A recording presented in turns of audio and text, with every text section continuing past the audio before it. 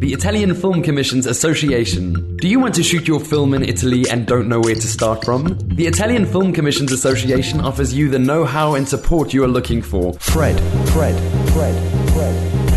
Hello and welcome to Fred Film Radio. I'm Amani Mohammed. Fred Film Radio, sono Paolo De Marchi. 簡単にその先生の作品の紹介を Fred Film Radio, sono Dana Knight. Clémence Ferry-Latour pour Fred Film Radio, en direct du Festival de Cannes. Fred, the festival experience in 23 languages. Hello everybody and welcome to a brand new episode of Big Fred Tuesday, the weekly radio show on all things cinema, presented by Fred Film Radio. As ever, I'm Matt Micucci, and throughout this show we will be travelling to various international locations via the power of the internet to find out about the state of film right now. But before we begin, let's take a look at just some of the top stories, news and announcements from this past week. We begin with some sad news, as this past Friday, Chadwick Postman died at age 43 after a 4-year battle with colon cancer. The actor is best known for his portrayal of such black American icons as Jackie Robinson and James Brown. He is also known as the star of Black Panther, which made history as the first ever Marvel Studios movie headlined by a black actor. Postman is survived by his wife and family. From tomorrow onwards, Fred Film Radio will be covering extensively the 2020 Venice International Film Festival, which will run from the 2nd to the 12th of September as the first major international film festival to hold a physical edition since the coronavirus outbreak. Throughout its duration, we will be covering all of its competitive and non-competitive presentations, as well as its industry section. Those unable to attend will be able to experience online screenings via the festival's Sala Web, which will offer a selection of films from out of competition, Orizzonti, and the Biennale College offerings via limited capacity online projection at labiennale.org. And of course, for coverage of the Venice International Film Festival with lots of interviews and other content, keep an eye on Fred.fm. So now let's take a look at what's in store for this brand new episode of the Big Fred Tuesday. First, we will be joined by Tony Warner and Kunle Olulode, programmers of BFI's African Odysseys presents Injustice, a series of documentaries and events that will be screened at London's BFI South Bank, spotlighting injustices experienced by the black British communities at the hands of the police and the international black struggle for human and civil rights over the decades. Then we will be speaking with Ninian Duff, director of a brand new film described as an anarchic satire of generational politics set in the Scottish Highlands. And finally, Frank Roumen, head of collection at Amsterdam's Eye Film Museum, will be talking with us about The Brilliant Biograph, a new compilation film featuring early films by early film companies Mutoscope and Biograph. So don't go anywhere, because we are just getting started. Fred. The BFI has announced a season named African Odysseys presents Injustice, a series of documentaries spotlighting injustices experienced by black British communities at the hands of the police and the international black struggle for human and civil rights over decades. The season will kick off on the 1st of September, and here to tell us all about it are its programmers Tony Warner and Kunle Olulode, who are also members of the BFI's African Odysseys Steering Committee. Kunle and Tony, welcome to the show. Hi, thank you for having us. It's a great pleasure to have you here on the Big Fred Tuesday to talk about the BFI's African Odysseys presents Injustice, a season that will be taking place at the British Film Institute. But before we talk about that specifically, I wanted to sort of find out more about yourselves and other institutions that you represent. We'll start with you, Tony. You are the founder of Black History Walks. Yes. And can you tell me a little bit about that?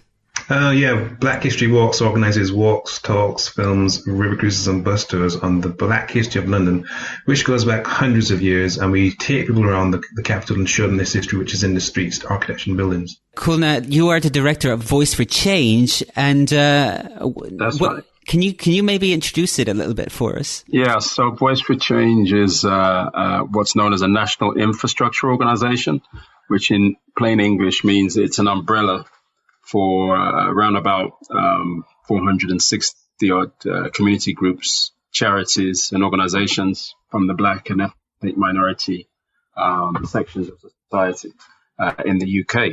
So we cover everything from employment issues to policing, criminal justice to social enterprise. And so we have a raft of different organizations under our umbrella. See, I thought it would be very interesting to find out about these institutions before we started talking about the BFI season. Both of you are members, correct me if I'm wrong, of the British Film Institute's African Odysseys Steering Committee. Now, what exactly is that? It's a collective of individuals who are all busy exhibiting films or talking about Black history in the community in general. And we kind of teamed with the BFI about 13 years ago to bring our expertise to bear. The BFI make their screen offerings a lot more diverse, in a nutshell. And when you talk about expertise, so what kind of expertise do you mean by that? Yeah, well, I've been exhibiting films for getting on for about 26 years now. Mainly independent film, but everything from films that are driven by, I suppose, the needs of education, to films that are Hollywood features, but always in the context of giving audiences the opportunity to actually discuss and examine and scrutinize whatever it is they've seen, and to be able to really engage with the subject matter in a way that perhaps people don't do at regular screenings. Right, so it's a way to use film as a starting point for discourses about culture. Absolutely, culture, politics, design, whatever is actually happening in society, impacting on Black and minority ethnic groups, really. But African Odyssey obviously focuses on the diaspora. Yeah, and for us, it was a way of challenging racism, because you find that a lot of the films that we show either individually as a collective are films that are not picked up, not shown, not distributed by the mainstream. So our work is always to tell these untold hidden stories. Of course, now just coming to this program, this season that is titled African Odysseys Present Injustice. Before I forget, what are the dates for it? It's from the 1st September to the 6th of October. So it's basically 6 weeks of fantastic, rarely seen fantastic films. And just so we know, given the times that we're living in, will this be a physical series of screenings and events, or is it virtual? It's a combination. So there's going to be some physical stuff and some online stuff, some YouTube stuff and some BFI iPlayer. So it'll be a combination. Yeah, so it's quite an exciting time in respect of this is the first screenings that are going to be happening since the COVID, lockdown. So we're quite, energized and excited by this. Before we get into the films and programs themselves, or the events themselves, can you tell me a little bit more about the concept of this season? The concept is to basically kind of focus the Black Lives Matter energy on the UK. So we all know about Black Lives Matter being an American issue, or actually an international issue. But what you find is that people in England or people in Britain often know more about Black American history than about Black British history. So one of the points about this is to look at what's happening in this country, how far back it goes, and giving light to these stories that have not been that well told. Yeah, I think Tony's captured it brilliantly, in that the knowledge that people have about the comparisons between America and here, there are obvious differences, but there are also some parallels which we're going to draw out in this series of films and discussions. So we've had at least 3 individuals in the UK that have died in similar circumstances to George Floyd, which many people probably aren't aware of, but we'll be getting to the kind of the detail of those examples through this series. And so that word injustice was chosen because of that, basically. Yes, and it's also the title of a film directed by a guy called Ken Farrow. And Ken Farrow has been a pioneer in documenting the situations of Black deaths in police custody. He's done amazing work, which again is not that well recognized. In fact, while we're talking about the films, so am I correct in saying that there will be 8 documentaries screened throughout the season? At least 8, plus the online stuff. Okay, and what are some of the other titles that will be screened? You mentioned Injustice. What are some of the other ones that you can kind of highlight from the program? Or if you want to talk about all of them, I'm fine with that. Well, actually, Kunle, if you talk about Ken Farrow's work, because you're the expert on that. Yeah, I mean, Ken Farrow worked with a whole range of families in the early part of the 2000s who were going through circumstances of situations where their loved ones had been found dead in police stations or in conflictual situations where they'd come out of those situations, pretty much either brutalized or, as I say, deceased. And so in those instances, those families were pretty much left to their own devices to organize campaigns, inquests, and autopsies into their loved ones and trying to find out how they died, and also finding out that the police, let's say, and the authorities were less than cooperative in giving them all the details that they needed. And I think Injustice, which, as you said, is the subtitle of our season, is also a way of actually looking at British society and understanding how this country has also had its own history of people dying at the hands of the police in acrimonious circumstances that defy regular explanation. And I think that you'll see through the film and through this backstory given by Ken Farrow, how those families were shaped and how they dealt with trying to get justice for themselves and the family members and their loved ones in a very difficult situation. And I think that theme, it continues throughout the whole season and the whole program. And that's why we took that title, Injustice, because it captured exactly what we wanted to address, which was, this is not just unique, as Tony was saying, to the USA or even South Africa, but we have problems here that need to be addressed in terms of how people have been pushed into situations where they've had to find the resolve and the fortitude to take on one of the most difficult parts of the state, which is the police. But I've also noticed that there are documentaries made in different time periods, and this is something that I feel like I wanted to highlight. Different countries. And different countries, right. And so it is more than just the contemporary scene. It's also revisiting the past in a way, as it was documented via these films that perhaps people don't know about as much as they should. Yeah, I mean, one of the films we're going to show is a film called The Mangrove Nine, and that documents the trial of some Black Power activists in London who were demonstrating against police brutality and then got arrested for these kind of trumped-up charges, and actually the police took court and won the case. This is back in 1971, right? So we have a long history here of Black Power activism, or Black people representing themselves against the authorities.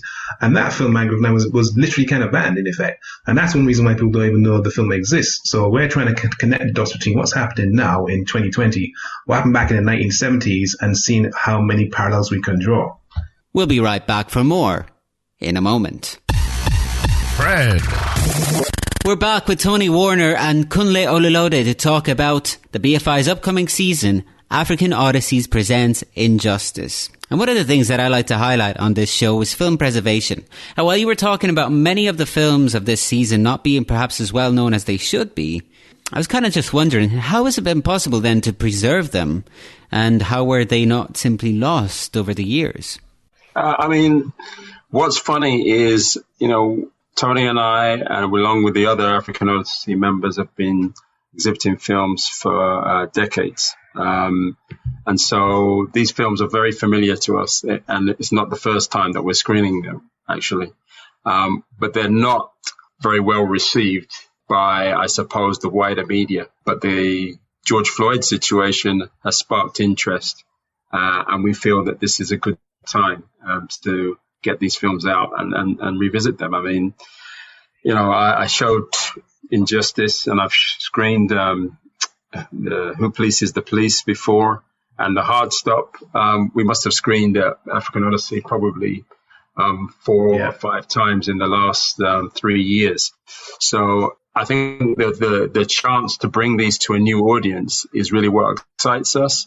But also, I mean, I don't know how Tony feels about this. There's a certain hypocrisy on the part of the TV media and film media, in that when these filmmakers have taken these films to them to be screened on their platforms and on their stations, they've been rejected. And yet these same organizations at the moment are now saying that they're right behind, Black Lives Matter. They're pouring resources. They're taking on all kinds of different initiatives. But yet many of these films still will not be screened on their platforms and on their TV stations. Yeah, and to answer your question directly, I mean, the films are originally were on film, on VHS, on DVD, on Super 8, whatever, and they've been preserved by the community in most cases. So the community has actually preserved these films, and the expertise we referred to before has been maintained again amongst the community. We brought this expertise to the BFI, a huge institution, to actually make sure they actually know these films exist and put the films on. So in other words, it's really, when it comes down to it, sometimes it's kind of up to the people themselves. They just are not ensured support from the bigger organizations or the wider media. Definitely not. Yeah. So are you optimistic about the future, though, given the Black Lives Matter movement and perhaps some of the changes that it has prompted? You have to define optimism. I don't know about optimism. I mean, I think it's provoked an interesting debate.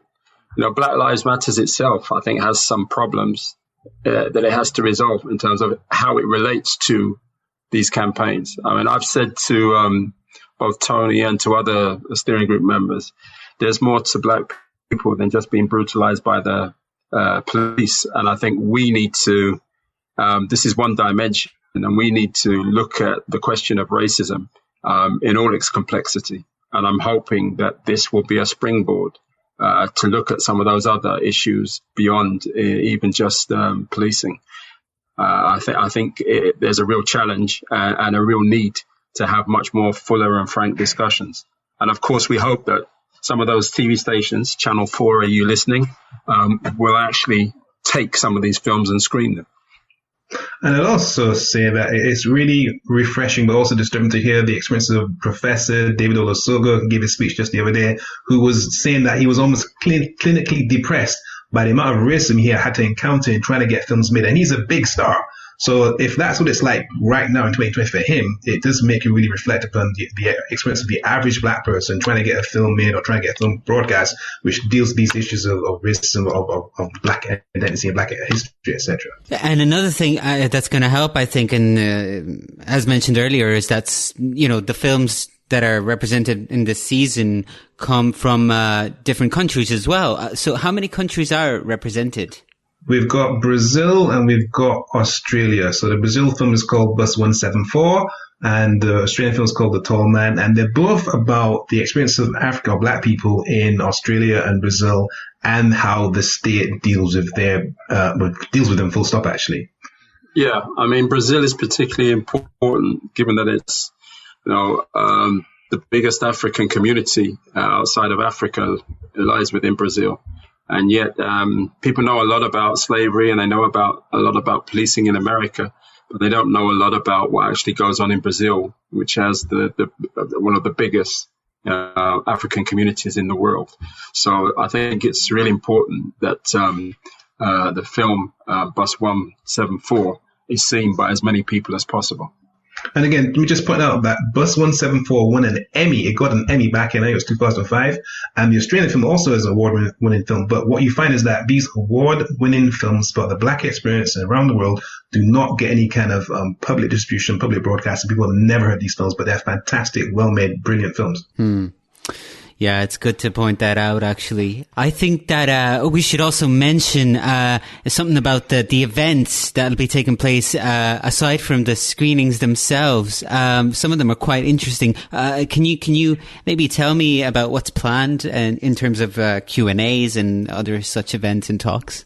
Well, Kunle is going to be involved in some introductions and Q&As, but we also have a session with young filmmakers who will be discussing their work from their perspective in the 21st century. And again, we'll be trying to draw connections between what they're experiencing now making films on their mobile phones and what happened back in the 1970s when you had to pay £5 per foot of film to make to put into your camera to make a film. So we're going to, as much as possible, we're going to try and connect the dots between activism then back in the 70s and activism now back in the 21st century.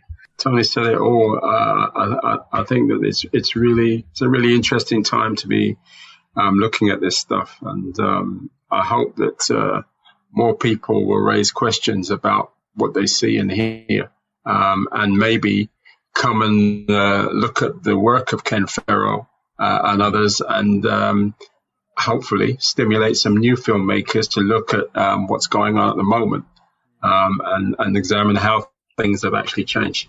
Tony, what you said there kind of made me think of a question. Do you think that the newer technologies have helped filmmakers, represent different perspectives? Or do they still, for one reason or another, are they still not encouraged enough to go out there and shoot and film? Short answer is yes, in that a lot of the outrage that we've seen generated has come from handheld mobile film footage, which has then been uploaded and then gone viral. Because we didn't have that back in 81 or even 97. So that's been a huge advance. But there's still an issue of people actually consuming historical content and having a context into which to place their experiences of today and tomorrow. Today and previously. Now, pardon the question, because this is the first time that I get to talk about the committee, and I'm kind of wondering whether Injustice is the first season that you guys have held, and also whether there'll be any other ones. Oh, it's not. We've been going for 13 years, so in the 13 years, I can't even remember how many seasons we've put together. We've covered stuff to do with revolution, stuff to do with politics, African history, identity. We've covered a massive, in fact, we need to write a book on that, and actually the book's coming soon, but we have a 13-year history of programming stuff at the BFI. Oh, okay. So it's not a one-off, and perhaps even the fact that so many things have gone digital right now will encourage people to check the content that you guys are putting up online during possibly the lockdowns, depending on the situation. Yeah, and just to make I was going to mention some of the seasons. So Horace Salve we've covered, Raoul Peck. We did a series on Black and Banned, looking at censorship in partnership with the Index on Censorship. We've done whole seasons looking at female directors. We've been part of broader BFI seasons, Black Star, looking at the traditions of Hollywood. So, I mean, there's an awful lot to get your teeth into. We even had a season titled Sisters in Science Fiction, looking at Black women in science fiction. So we did a whole bunch of stuff. Wow.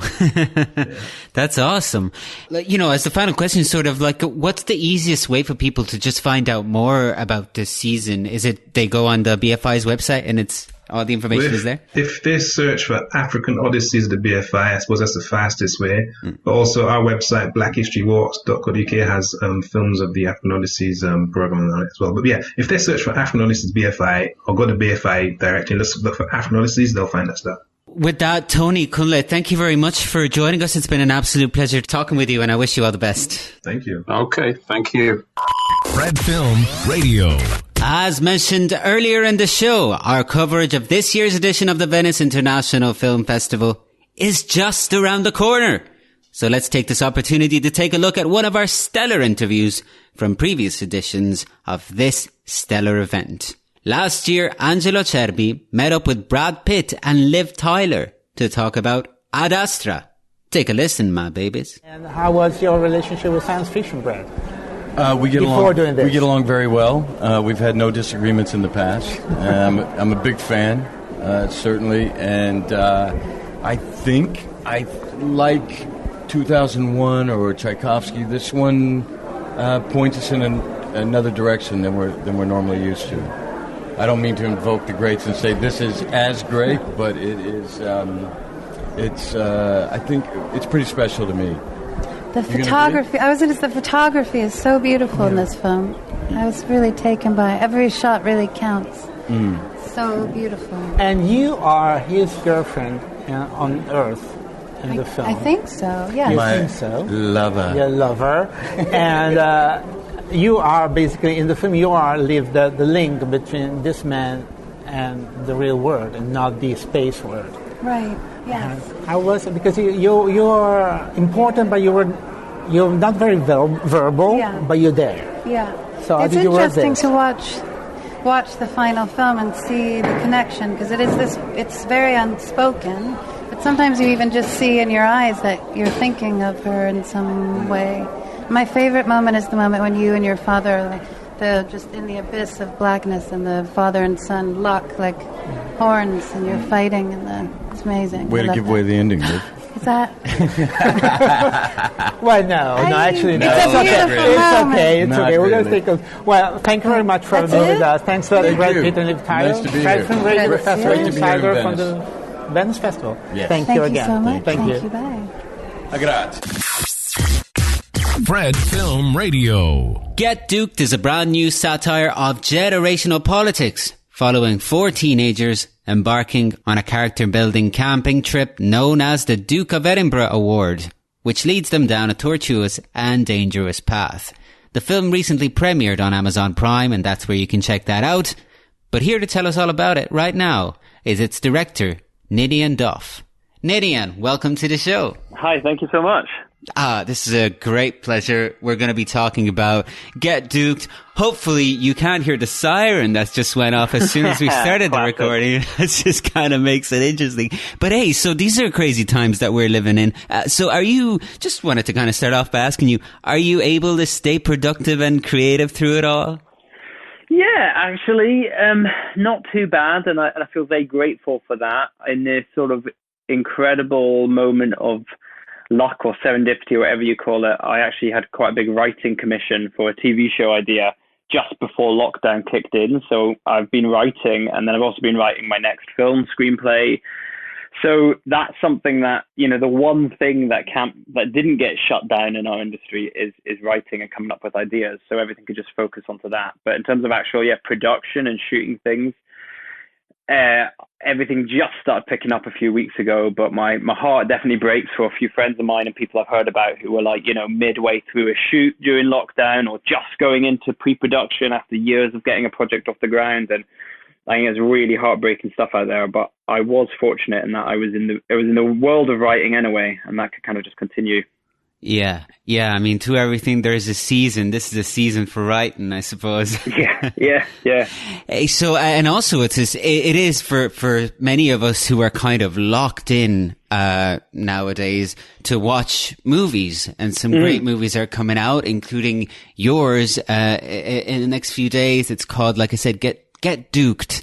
But just so our listeners are not kind of left out of the conversation, sure, and they may not have heard about this film, would you maybe be able to tell us a little bit about its story? As much as you'd like, really. You mean like a sort of synopsis, the plot? Yeah.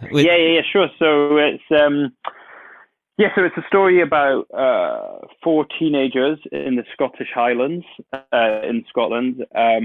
They're on a thing called the Duke of Edinburgh Award, which is actually a real thing in Britain. It's kind of the big main part of it is kind of 3 or 4 days walking in the countryside and camping and cooking and trying to navigate maps or whatever that a lot of teenagers do every year. They've been forced to do it, 3 of them, due to burning down their school toilet. And then they're joined by Ian, who didn't have any friends or group because he's homeschooled. So he's very keen to complete the award, and he's probably put with the 3 worst people he could ever have been put with. His entire motivation is to just get stoned and fuck around.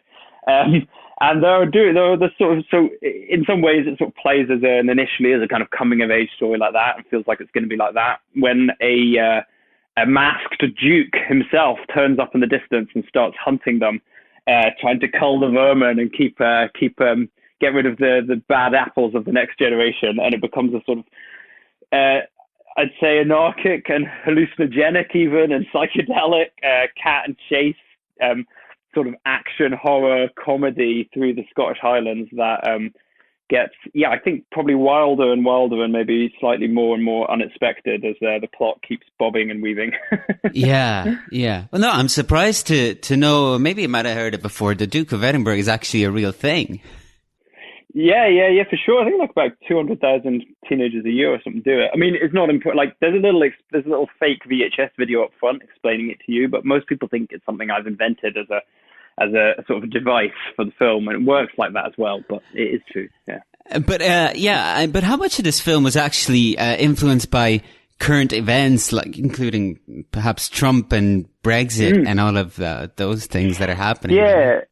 Yeah, no, hugely. I mean, it was the sort of initial motivation for writing the screenplay. I was feeling the frustrations and disappointment with the world, the way the world was heading, and certainly also what the kind of, the entitlement and the short-term thinking of what the leaders were doing to politically and environmentally. And I wanted to write what I've called a revenge film for the next generation on the current generation. But I had this really big feeling for me that I've always been bothered and annoyed by the fact that films that are maybe political or dealing with a important topic have to be very serious and difficult watching. And, here's a really gritty story on a council estate. You have to sit down and cry.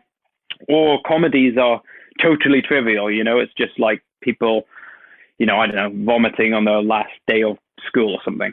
And I was like, why is there this complete distinction? And it also means that, certain audiences will never watch let's say, the more politically charged movies because it's a chore. It's too, you have to sit down and watch and be interested. So I wanted to write a kind of Friday night, midnight movie you'd put on with your friends and, have a drink and quote it, watch it tons of times. But then also at its heart had a real sort of political anger and passion to it and sort of awakening, so that you might afterwards also decide to change the world. Right. Yeah. No, I mean, while I was watching it, I was sort of reminded of the kind of films like Dawn of the Dead, George Romero, very political, big political statements, but essentially, right. Were you influenced by that kind of? Yeah. So horror's always done an amazing job at putting, let's say, sort of using horror as metaphor for political thinking. Yeah, Dawn of the Dead, an amazing one, and then almost you could say it's modern day counterpart of Get Out again, played with sort of, race relations within a great horror film. And so that, and this is, I guess, technically a comedy horror, but I'd certainly say the emphasis is probably a little bit more on the comedy. I don't expect anyone to truly have a nightmare watching this. But I think that little horror angle probably gave me permission to play within those sort of, that sense of metaphor that horror so well does, but then say, hey, let's also expand that out into sort of comedy and, ridiculousness, farce and silliness, while still having this serious heart to it.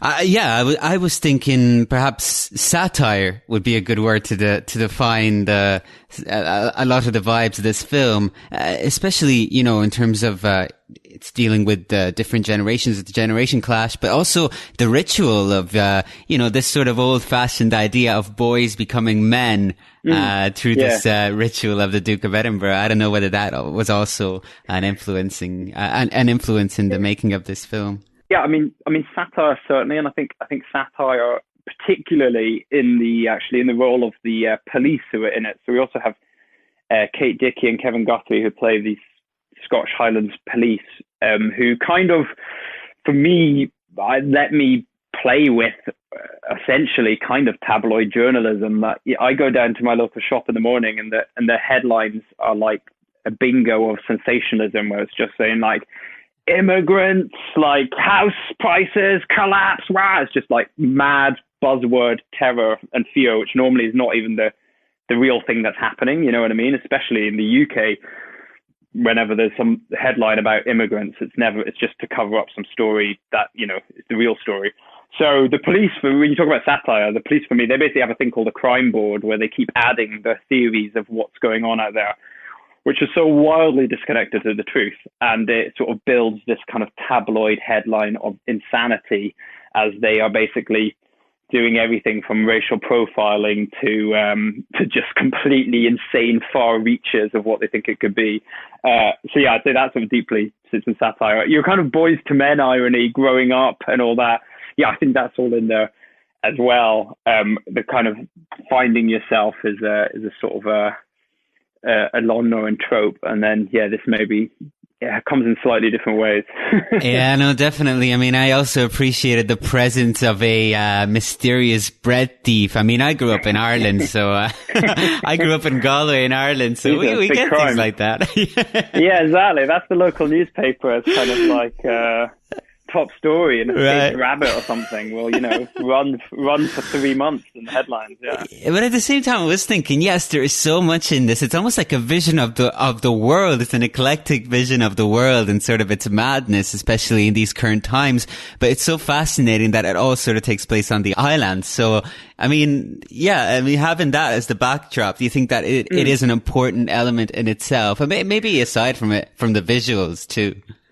Yeah, totally. I think so. I think the amazing thing about the Scottish Highlands is, and you sort of forget this, you especially forget this if you're certainly more in like south of England, but people in Britain, I think, don't really realise that there's an area of the UK where you can walk for like 3 days and not see another person, potentially not even see any indication that human beings exist. You know what I mean? Like, it's properly remote. Scotland is a population of 5 million and all of it lives at the bottom of it. And then it's like little towns and villages. So I think it's quite fun. I think it's a healthy thing to remember. And something people really don't realize is that we've got this insane space, absolutely staggering space at the top of the country that everyone kind of everyone thinks that we're all cities and everything's connected, but there's some real proper wildness out there, which is beautiful. We'll be right back with more on Get Duked after this. Fred Film Radio. We're back with director Ninian Duff to talk about his new film, Get Duked, which was recently launched on Amazon Prime. And just before the music break, we were praising the setting of the film, the Scottish Highlands. And the way you were talking about it is interesting because it's like, the Highlands are like one of those vast wild settings like the Nevada desert in the States. Very different, but still incredibly distinctive, but perhaps not as explored as much as it should be anyways within cinema. Wouldn't you agree? Yeah. No, it's true. Yeah. It's a similar, you can't escape like that on this small island that I think even for me, I'm guilty of kind of forgetting. And then it's a great place to be again. I'm from Scotland originally. I've sort of lived all over, and I'm so passionate about going back there and shooting this film with kids with Scottish accents in this kind of incredible landscape. And also from a purely practical filmmaking budget point of view, the production value of the Scottish Highlands is really smart move. You know what I mean? If you just put a person on a mountain and it looks great. That's true, but did you not encounter any sort of atmospheric problems in terms of rain, perhaps? Yeah, for sure. I mean, I think people watching this, a quite fun game to definitely ask people who don't know this side of the world would be to say, what time of year was this film shot? And some people might guess it was winter. This film was shot in August, which is like peak summer. And it is literally relentless grey sky and rain. We got so into it because it was really good for the mood. And what was really funny was there was one day of gorgeous blue skies and sun. And the whole day we were walking around being like, what are we going to do? What are we going to do about all this awful sun? It looks hideous. There's all these blue skies. And that was the real battle. For the majority, it was, very wet and cold. And then when it wasn't wet and cold, you've also got something called midges, which are like these tiny mosquitoes that just eat you alive. Midges? I think I heard of those. Midges. Oh, mate. If anyone who's been to Scotland, if you ask anyone who went on like a camping trip or that, say the word midges to them and you'll see their eyes like flicker like they went through some trauma that you've just kindled in. They're microscopic and they go in a cloud. And they're kind of like mosquitoes, but they're tiny and they go in clouds of kind of like hundreds in one go. And if the weather's right, if there's not much wind, and especially if you're by the water, around about dusk, they come out and they will destroy you. Yeah, they will just eat you alive. Yeah. It sounds like it sounds like sort of a biblical plague. I mean, seriously, I'm telling you. Ask people now. If you hear anyone went camping in Scotland, just say the word midges to them and see what they do. Okay. All right. So I'd love to ask you a little bit more about the visual style of the film. I think you might have mentioned the word psychedelic trip earlier. I mean, how would you describe it? Also, do you feel like your experience in music videos, for example, helped shape the actual visual style, but maybe also the vibes of the movie? Yeah, for sure. I mean, I think I kind of slightly joked that like the film changes genre every 20 minutes, and hopefully not in a way that feels like abrupt TV channel changing, but just sort of keeps taking hard left turns. And I think that's part of the fun, hopefully, of watching as an audience, that it keeps you on your toes like that. And then the heart of it. I come from a background of music videos, and I really sort of love them as a medium and care about them. And this is my first film, and rather than sort of turn my back on music videos, I say now I was making a proper film. Instead, I kind of essentially put a love letter to all my music videos in the heart of it. The main narrative thrust of the middle of it, as we kind of bring all our characters together, takes the format of essentially kind of like a music video. And visually, I got to kind of rip off all my old ideas and steal ideas from different videos I've made over the years and put them into this. So it was very fun, and sort of slightly, I remember when I kind of realized that's what I was going to do with the story, kind of giggling to myself as I was writing it. Yeah, and then you got the hip hop element in there too. Yeah, absolutely. It was a big thing again, actually from script stage already. I knew I wanted to mix American hip hop with the Scottish Highlands was something that was in my script already. It was something I think what's so interesting about music, probably always, but especially now that we're so global, is how we're really listening to music in a context that is so like completely, disconnected. And yet often in cinema, like a certain landscape always has to go with a certain piece of music or a certain style. Let's say in the Scottish Highlands, you'd expect bagpipes or Celtic music or something very reverent. And thinking back on my own teenage years when I had headphones on, I was listening to sort of, East and West Coast rap from America whilst walking around beautiful medieval Scottish towns and rolling highlands. I always wanted to play with that mix. So yeah, this is an American hip hop soundtrack to luscious Scottish mountains, which is really exciting, sort of energizing, and sort of, I think, a bit more honest, strangely. Yeah, that's true. No, I definitely understand that. We're quickly running out of time, but, just thinking about the experience of filming this, and so much of it is outdoors. What was it like then for the cast? In terms of like the four main characters, for example, was there a camaraderie they shared, among them? Did it sort of like reflect, in a sense, the narrative of the film then? It did a bit, yeah. None of them knew each other before this. I wasn't casting any sort of, group of friends, which in some ways is quite scary because friendship is sort of, I think, the magic that bounces off screen from those guys. It's not, one of the things that's quite refreshing almost is it's not lots of aggressive kind of teenage macho-ness, but instead it's actually very kind and quite loving in a way that, really tight friends are. But yeah, that kind of had been discovered by them, and they did. We got them together. We did have some rehearsal time. We also sent them off to do sort of, ridiculous little bonding moments together, go bowling, doing escape rooms, who knows what. And we were doing all the rehearsal, and then they were just in it. They were up in the Highlands, in the rain, up mountains, in the dark, all this, and they all did. They have become friends. We're all still in touch now. They all hang out. It's really sweet. It's really special. Oh, I gotta point out Eddie Izzard's performance, because I was thinking that he plays one of the sort of would it be right to say the the baddies in the movie? I can't think of a better term. But what I found really great about his performance was that it was very finely stylized. It reminded me of something from an early German expressionist film where you know that it's a threatening presence, but there's something charming about him. So it was like, great, yeah, that's really cool. Yeah, right? Great. What was it like to work with him? Yeah, it was amazing, and I think that element that you're talking about is really something that Eddie Izzard brings himself. in the rhythm of how he speaks, he makes you smile and laugh a bit. Also because of association, because, you know, and certainly me, like I've listened to him for years. I love his comedy.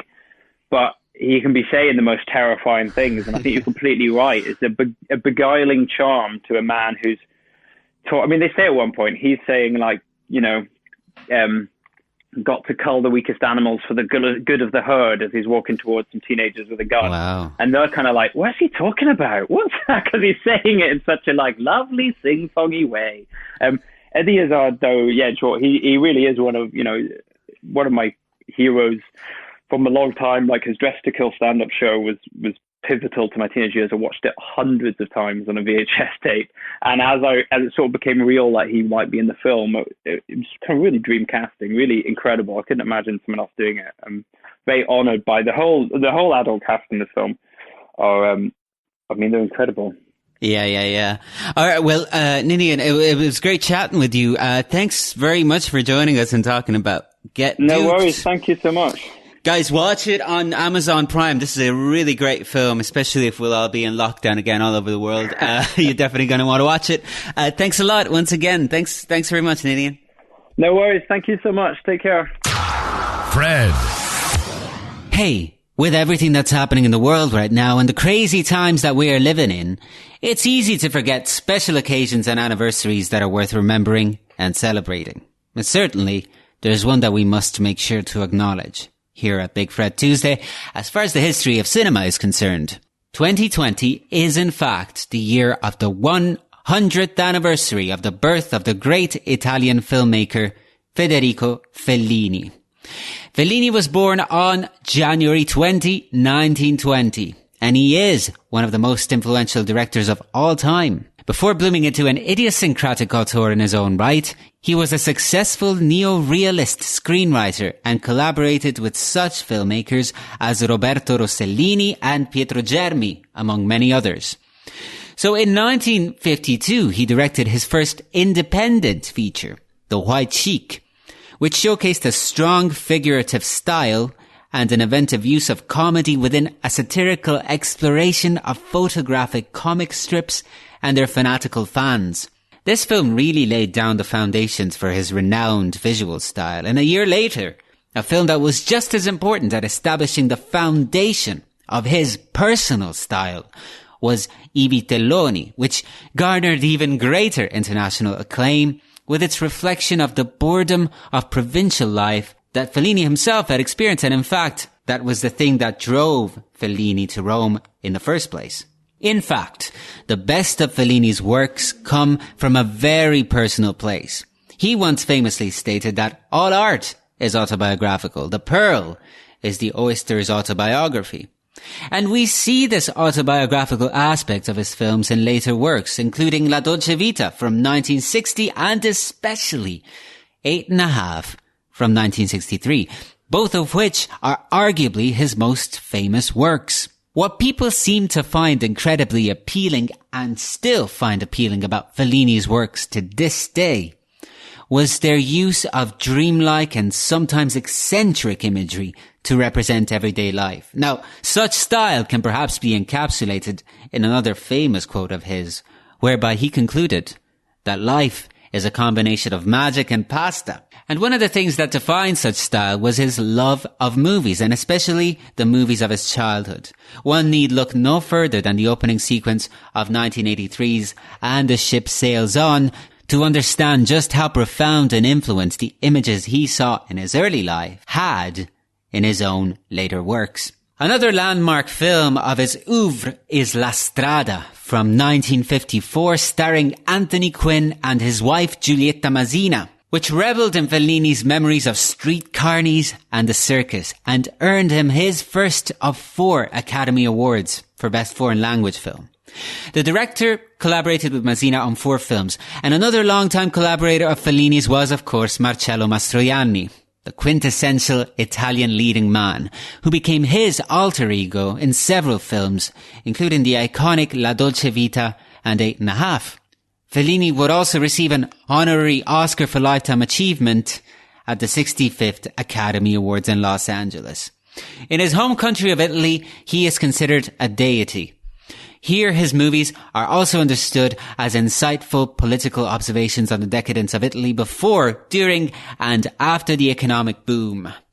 Due to the coronavirus, many of the initiatives celebrating Fellini's centennial have had to be put on hold, including the major exhibition that was launched in his hometown of Rimini, which would have travelled to Rome and then later to Los Angeles, Moscow and Berlin. It's possible, however, that during the global lockdown, several people all over the world were able to find and are still able to find comfort, escapism and reassurance within his works, which still feel incredibly relevant to this day. When we return, we'll be talking some more about the history of cinema, and this time we'll be talking about the early films of Mutoscope and Biograph. Ever heard of those early film companies? Don't worry, that's what we're here for. You'll find out all about them when we return. Fred. Alright folks, please welcome to the show Frank Roumen, Head of Collection at the iFilm Museum in Amsterdam in the Netherlands. And we will be talking about their new compilation film of newly restored rare images from the first years of filmmaking titled The Brilliant Biograph, Earliest Moving Images of Europe from 1897 to 1902, presented in collaboration with the British Film Institute. Frank, welcome to the Big Fred Tuesday. Hi, Matt. Nice to have me. This is great. It's a real treat for me. We're going to be talking about a film compilation and event titled The Brilliant Biograph, Earliest Moving Images of Europe from 1897 to 1902. And let's get right into it. So first off, because some people may not be familiar with the history of film and so on, would it be all right with you if you could just give us maybe a context for this exhibition in the sense of what was the state of cinema during these years? Sure, I'm happy to, because I don't think that the Mutoscope and Biograph company, that's the company who produced these films, and their main character is called W.K.L. Dixon, and I can tell you a little bit more about this man. Isn't that very well known in film history? So we're talking about film history started actually in 1895. So everybody probably knows that the brothers Lumiere in Paris had their first official film screening in a cold December in 1895, where they showed the workers leaving the factory and the train coming in, the train station of La Ciotat and so on. And we even know probably the story about people who dived under their chair because they thought the train was coming into the theater, which is probably not true, but it says something about the impact the first moving images had. And only 2 years later, William Dixon starts to shoot his Biograph and Mutoscope films. So film actually was just born, and film was screened not in cinemas. Film was screened at fairies or in a tent. Filmmakers often had a thing which was both a camera and a projector. So they were shooting their films, and we're talking about 1 or 2 minute films, developing the material and putting it actually in the same thing back to project it.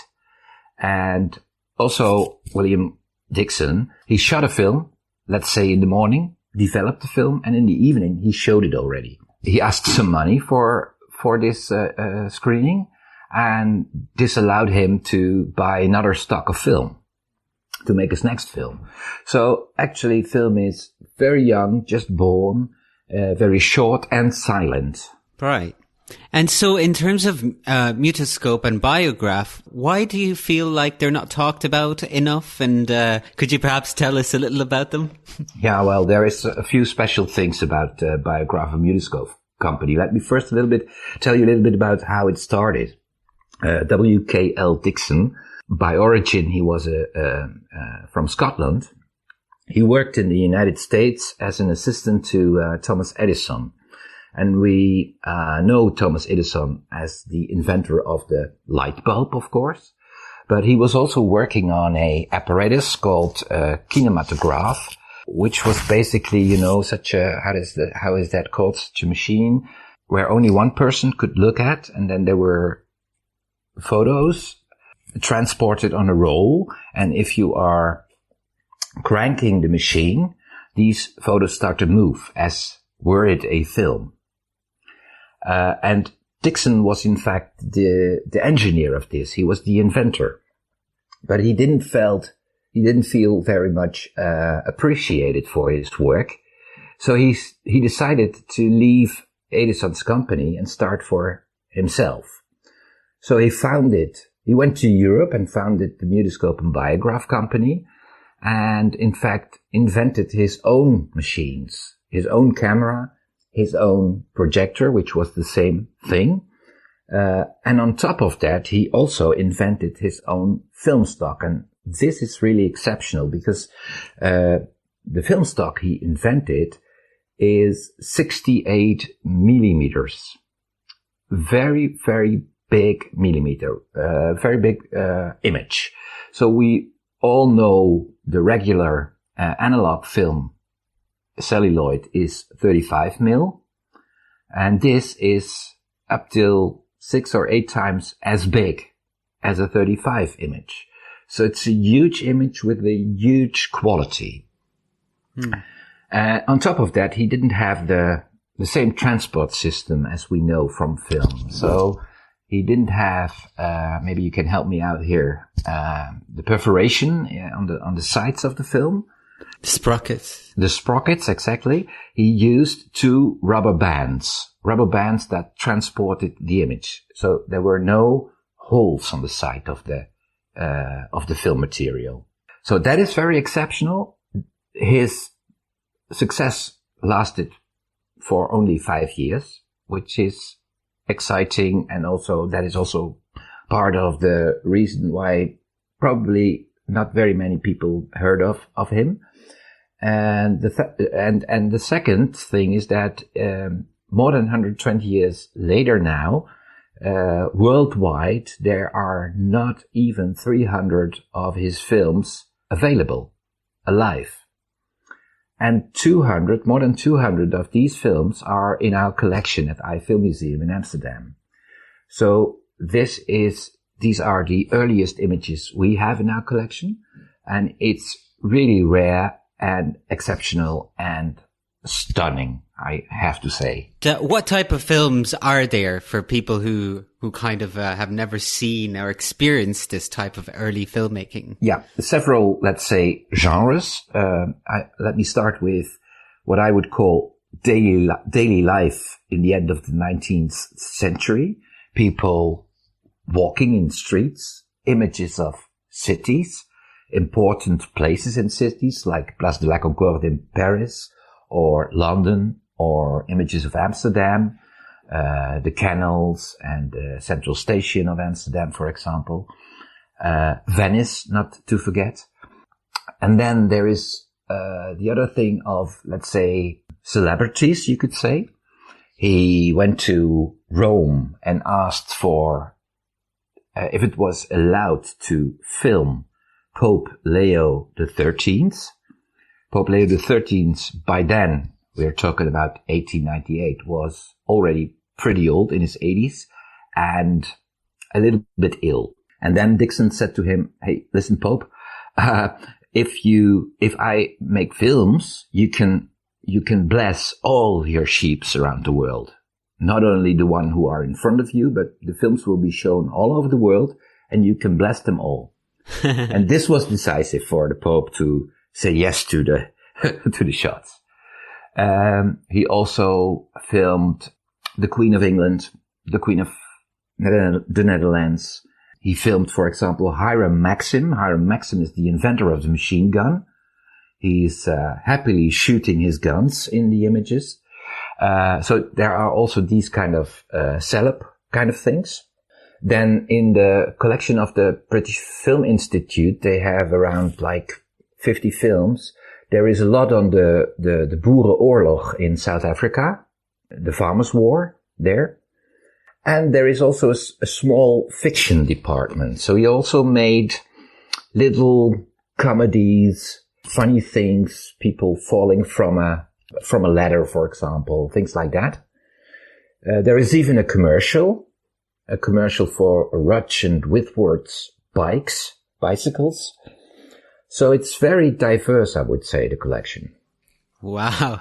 I'm getting chills thinking about that, because some of the people he documented would have been, we have those documents. We don't have documents for people who maybe came immediately before the invention of cinema.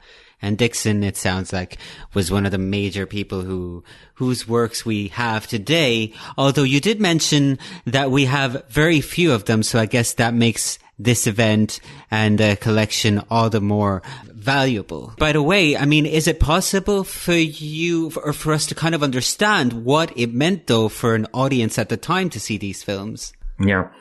I think I can explain a little bit about that, because do not underestimate the impact of the first moving images. There is a famous report in a newspaper of Maxim Gorky. He was a journalist, and he wrote pages on how astonished he was by the fact that the leaves on the tree were moving.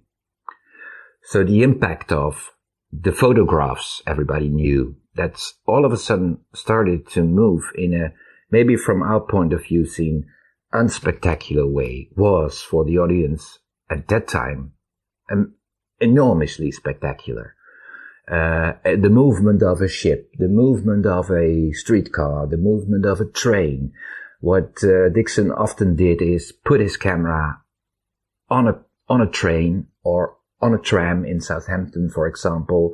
In the Friedrichstrasse in Berlin, he put the camera on a coach, I'm not sure, with horses, and making this movement through the streets as if we are entering the 20th century, let's say. So it was really spectacular. And then there is another thing which we can still relate to. I think, Matt, I guess when somebody in your family makes a home movie and you're in the home movie, you probably will be excited to see yourself in the film. And what Dixon did is also shooting people in the streets of Amsterdam or London and showing this film next day or in the evening, and people were excited to go there and see themselves on film. And I think that I'm almost sure that everybody nowadays still can relate to the excitement of how funny and exciting it is to see yourself on moving images. Actually, that didn't change in 120 or 25 years of film history, in my opinion. We'll be right back for more in a moment. Fred Film Radio. We're back with Frank Roumen, head of collection at the iFilm Museum, and we have been talking about their new compilation film, The Brilliant Biograph, showcasing films from the Mutoscope and Biograph collection from the early days of film. And Frank, I understand that there will be an actual screening event of this film at the Eye soon. Is that correct? Exactly. On the 31st of August, there will be the world premiere of the film. There will be in the next week or next weeks, there will be a couple of more screenings of the film. The world premiere is special because the score that is made by film composer and musician Daan van der Hurk, he's Dutch, as you can hear in my pronunciation. He will perform his score live, and the rest of the screenings in iFilm Museum, it is already recorded, so there will be a recorded soundtrack. And from that point on, the film is going to travel all over the world. Right. That's fascinating. It's great that they can still travel these films, which brings me to my point about film preservation. And given, the wealth of your collection, why do you think that it's important to promote film preservation or the preservation of film heritage in general? Because maybe that's something that, unfortunately, I'm thinking of the Cineteca Brasileira, for instance, and all those films there. I mean, could you maybe share your thoughts on the importance of film culture and film heritage and the preservation of it? Well, besides the fact that history on images, on film images and culture are essential to the welfare of our life, I would say. Besides that point, there are in fact two levels in preservation, you could say. The first one is the, less heroic side of it, and that is to keep the original film, in this case the 68mm on nitrate, to keep it as long as possible under the best possible circumstances. The other thing is keeping film on a shelf isn't the way to promote film history. So it has to be seen. You have to show it. So because of that, we do our best to restore it in the best possible way, like we did now on a very high digital resolution, 8K, in order to be able to send the images around the world and have as many people as possible to see this part of the film history and the culture, I would say. Yeah. And that is one of the things in the late 90s of the 20th century, we already restored this material analog. At that time, the best practice was to frame by frame copy the 68mm nitrate to a 35mm negative, which is you make it smaller, the image. So you don't get every detail in the image. You downsize it, in effect. But now, since we are in the digital area, we are able to do it on a digital way and scan it on 8K, which is sort of, in terms of information, equal to the 68mm analog image. So the way we can do it now, 20 years later, is so much better, so much more brilliant, the quality of the image, that it was really worthwhile to redo the collection. And that's, in fact, also the tragic of restoring films, that always techniques will be better. So there is always, let's say a next time where you can restore the films again. And that's what we exactly did. Right. The technology of restoring and preserving films obviously evolves too, as everything else in the cinema industry evolves. Yeah.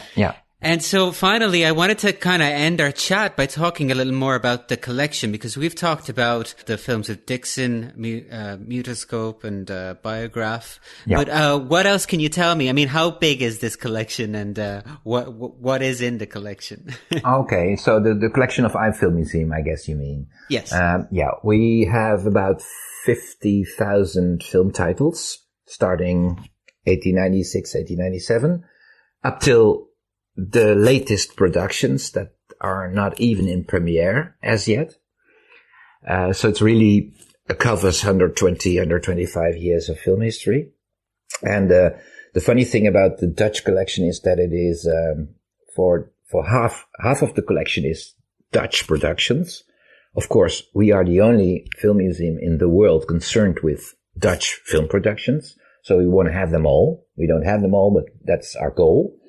And the other half is international films with some remarkable part collections, as there is, for example, our nitrate silent collection, which is unique in the world.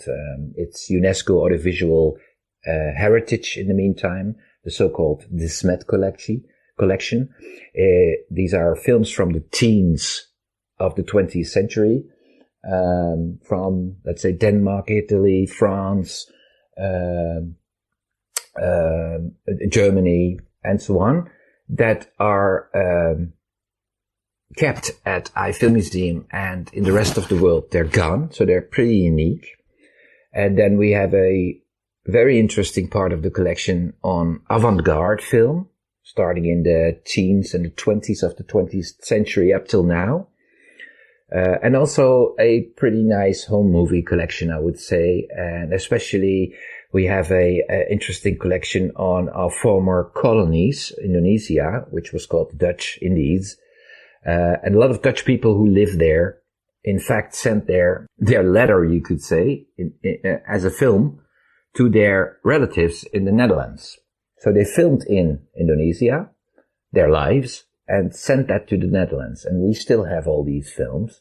And it's also very, very a special part of the collection. And then every Dutch film these days that is made with a subsidy of the Dutch Film Fund has to be given at iFilm Museum in order to be able to collect it. So we also get every new made film in the Netherlands, almost every new made film in the Netherlands on a weekly basis, let's say. Oh, right. Yeah. You know, while you were saying that about the colonies, I recently watched a film that was made with a wealth of footage and archive material from They Call Me Babu. I know, I produced it. It was wonderful. Yeah. Thank you. Yeah. Well, thank you very much, Frank, for joining us. It was a terrific honor speaking with a representative of one of the major film institutions in the world, and I'll be keeping an eye to see what else you got going on in the future. So thank you for having me. Thank you for having me. Fred Film Radio. Let's take a look at another stellar interview from a previous edition of the Venice International Film Festival. The interview we are about to revisit is Chiara Nicoletti's encounter with director Luca Guadagnino and actors Dakota Johnson and Tilda Swinton upon their presentation of Suspiria at the 75th edition of the festival 2 years ago. Take a listen, Matt Chislers. So, Luca, first of all, the sound design is amazing. So how did you work on that? Because it's simply perfect to create the atmosphere. Well, it's been so laborious process. We started 1 month before shooting by having Tom York starting to feed us with these incredible compositions. We went through a 2 years process of fine-tuning all the little details with an incredible team of sound editors, sound designers, sound mixers. But I would say that the achievement lies in the hands of my formidable editor, Walter Fasano, and Tom York, of course. I have to agree, totally. Tilda, I read in a press note that you've been talking with Luca about doing Suspiria 25 years. He's been talking. So did you shape it together, like work it? We've known each other for nearly 25 years, and as long as I've known Luca, he's talked about Suspiria and the way in which not just the filmmaker, but also the film fan in him was maybe born in a particular way by seeing this film. So I don't know, I wouldn't know how to describe our conversations over 25 years, but put it this way, sometimes in life you have a North Star that you are aiming for, and then you actually get there, and we did it. We've actually made Suspiria. It's an extraordinary moment.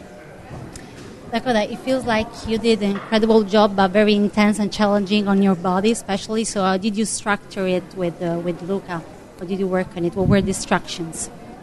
What were the instructions? Yeah, on working with your body, especially, because it felt to me that it was very challenging and intense. There was a lot of physical preparation prior to filming, but before that, Luca introduced me to the work of Mary Wigman and Martha Graham and Pina Bausch, and films that are huge references for our film, like The Red Shoes. And I listened to a lot of Nina Simone. I listened to a lot of different music from the era to try and get this like mashup of dance moves that Susie would have. Coming from a Mennonite family, I don't think that she would be very specifically involved in one style. And then the preparation was started about 6 months prior to filming, and just working on my body and learning how to move as a dancer and walk as a dancer, but someone who's not been professionally trained but has talent and has an energy.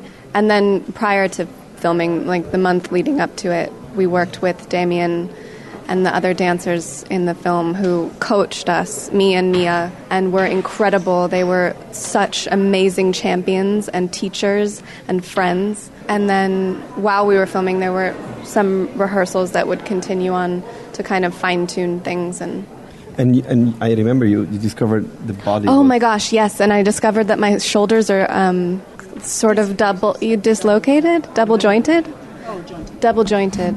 and it looks crazy. And I think because of the amount of work that I've been doing on my body, the muscles were moving in a different way, and there's a glimpse of it, I think.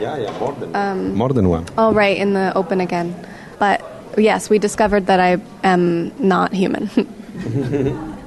Congratulations. Thank you. Thank you so much. Thank you, Tilda Swinton, Luca Guadagnino, Dakota Johnson, and this is Chiara Nicoletti for Fred, the Festival Insider. Thank you so much. Fred Film Radio. Hey now, we have come to the end of yet another episode of the Big Fred Tuesday, but before we say goodbye, as usual, here are more of the top stories, news and announcements from the world of film from this past week. Sofia Coppola's new film On the Rocks will world premiere at the New York Film Festival as part of its new Spotlight section. The film is centered around a father-daughter duo played by Rashida Jones and Bill Murray. It will also mark the first time that Sofia Coppola has collaborated with Bill Murray since 2003's Lost in Translation. You might have heard of that movie. The 58th New York Film Festival will run from the 17th of September to the 11th of October, and its opening film will be Steve McQueen's Lovers Rock. The Zurich Film Festival has announced that it will honour Juliette Binoche with its prestigious Golden Icon Award in recognition of her career, during which she has appeared in more than 75 films and worked with such directors as Jean-Luc Godard, Claire Denis, Abbas Kiarostami, Krzysztof Kieslowski and Louis Malle, among others. This will be the first time that the prize will be awarded to a French actress. The Zurich Film Festival is scheduled to run in Switzerland from the 24th of September to the 4th of October. And finally, jazz trumpeter-composer Terence Blanchard will receive the Venice Film Festival's Campari Passion for Film Award, highlighting the contribution of a director's closest collaborators to the fulfillment of artistic projects. Blanchard has been a long-time collaborator of Spike Lee and has composed many film soundtracks throughout his career, including that for Regina King's One Night in Miami, which is playing at a competition in Venice. Blanchard will thus be the third winner of this award, following previous winners, film editor Bob Murawski and cinematographer Luca Bigazzi. With that, let me remind you that, as usual, Fred Film Radio will be in Venice for an extensive coverage of the Venice International Film Festival. To follow our extensive coverage, keep an eye on Fred.fm, and I remind you that the Venice International Film Festival, which is set to be the first of the major international film festivals to hold a physical edition since the coronavirus outbreak, will run from the 2nd to the 12th of September, and we will be there to support it. And so we have finally reached the end of yet another episode of Big Fred Tuesday. The show will take a break to give way to the aforementioned coverage of the Venice Film Festival. So for now, stay healthy, stay safe, stay strong, and stay tuned to Fred Film Radio, the Festival Insider. Fred. This is Natasha Stojanovic for Fred Film Radio. Fred Film Radio, z vami sam Bor Proteršek. Fred Film Radio, sono Angela Prudenzi. Essa é a Fred Film Radio e aqui é a Mariane Murissal do Festival de Berlim. Angela Cerbi pour Fred Film Radio, on est au Festival de Venise. Fred, the festival experience in 23 languages. Fred Film Radio. 24/7 on Fred.fm and smartphone apps.